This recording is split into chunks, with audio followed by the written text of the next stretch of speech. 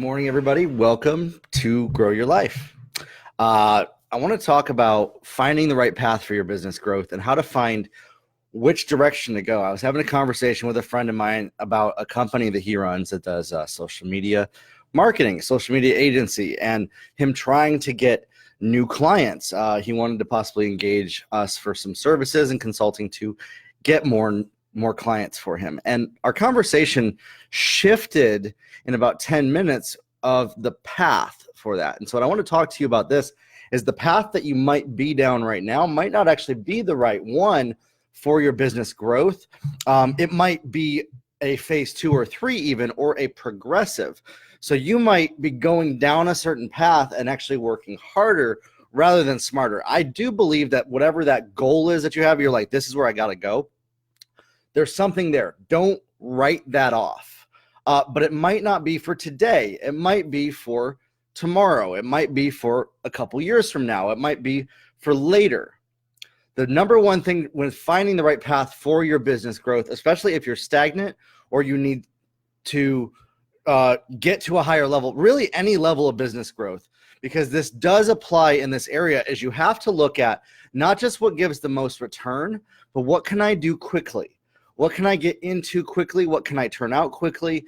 What is working harder versus smarter? Working smarter is where, let's say you have option A and option B, but you can accomplish option B in 10 times the speed as option A, and it'll produce pretty much the same short-term result for you. Always go for option B.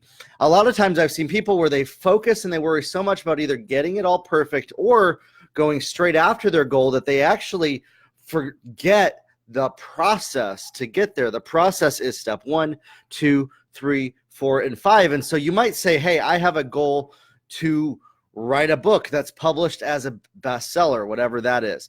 You know, the path of that is maybe not day 1 writing the book and then getting frustrated that you spent all this time writing a book and no one's buying it.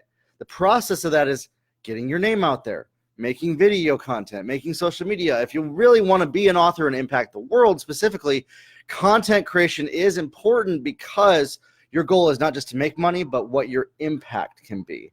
And so in that, you can't skip steps in that process, and you have to respect that process. I even see expert business owners do this. You know, my friend I was talking to, he was like, well, I want to get here. This is what I think I'm supposed to do. I know it's where I'm called to go. I know that's my destiny. And I was like, yeah, bro, but just to go straight for that is going to take you 5 to 10 times longer for the same work and effort when you could just go this way, which is quicker, and actually do 10 times more along the process. He's like, oh yeah, I think you're right. Let's do that way.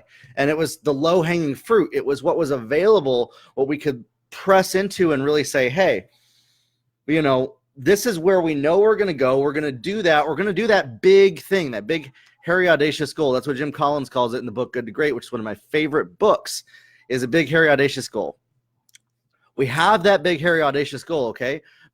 But going straight for it may not be the best process. There's usually always 2 paths, and one of them is slower than the other. Always choose the faster path.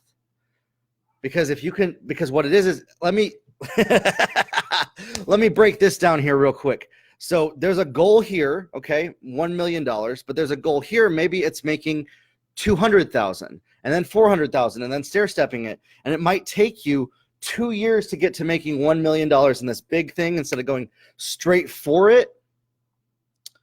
You go to the one that lets you bring in fast cash this month, you know, 200,000 now, 400,000. And now you just accelerated your time to get there, plus you learned more along the way to be more excellent when you get there. That becomes exponential growth in an organization. And so when you can exponentially compound your results and they stack over time, you're not having to wonder, is this the right path or not? The wrong path is the one that takes a lot of work with very little payoff, and then eventually you see a little blip on the radar. Sometimes that is the right path in the macro, but in the micro, what you need to do is you have to do what will get you a quick win. So I have a goal, has to do with software development. I would need money to do that.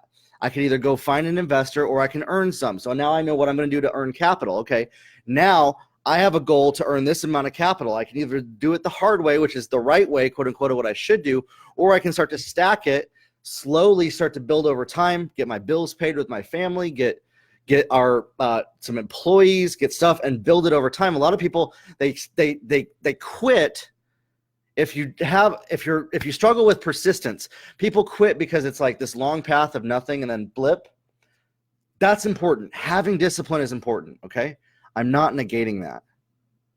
But what I'm saying is you have to compound the results. I think I'm even struggling possibly to put the words into it, which is why this is kind of a custom thing. When I was having this conversation with my friend, we're going to get to the same endpoint eventually, but instead of working the hard way, we're going to work the smart way to get there, which is actually easier. The easier path to get to the same goal, the same money, possibly more. If he takes the easier path, that's the quick wins, he's going to get there faster.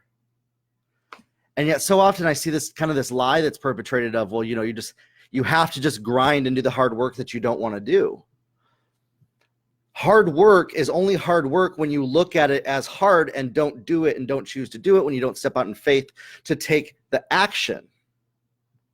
I did a podcast on this, episode number 16. I'm going to leave it in the comments below. It's changing your perspective on hard work to get unstuck. If there's any point in your process of growth where you are stuck and hitting a wall and saying, I have to wait to then progress, you have to then find an alternate way to accelerate yourself around that. Speed and growth is important. Compound returns. Yes, John. But the faster the compound returns, the better. So if you can compound in your business growth over 5 years, or can you compound it over 1 year? If you can do the same work and work smarter to do it in 1 year rather than 5, always choose the 1 year, not at the sacrifice of doing it in a way that's unethical, that'll bring harm to you, your family, whatever. I'm not talking about cutting corners either at all. Which is why I think a lot of people don't explore this topic of speed and acceleration. Cutting corners is not what this is. What this is saying, I have a goal.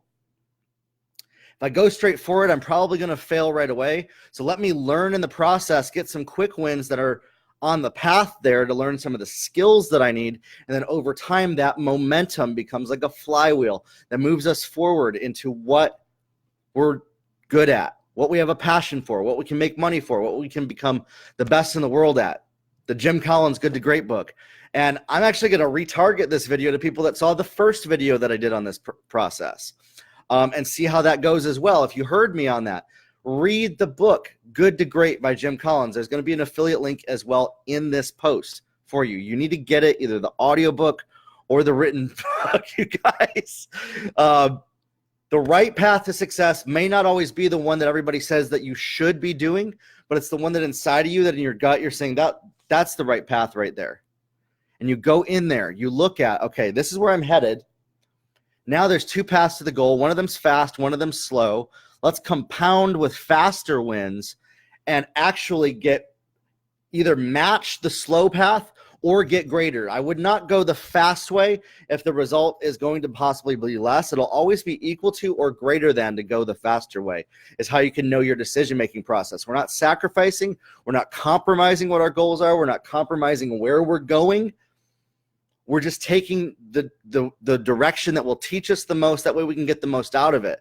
We're taking the scenic route to our goals, except it's faster and gets us more results. You see, I think a lot of people associate business with driving a car. Well, the scenic route always takes longer and it's not the most direct.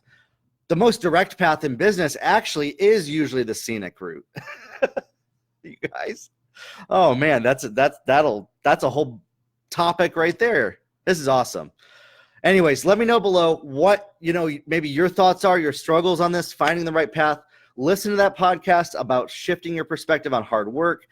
Get the book Good to Great. Read it. If you don't like to read, at least listen to the audiobook. It's super engaging. The audiobook is super engaging. You'll be caught up with it. It's not boring. It'll change your life. Grow your life, everybody, and we'll talk soon.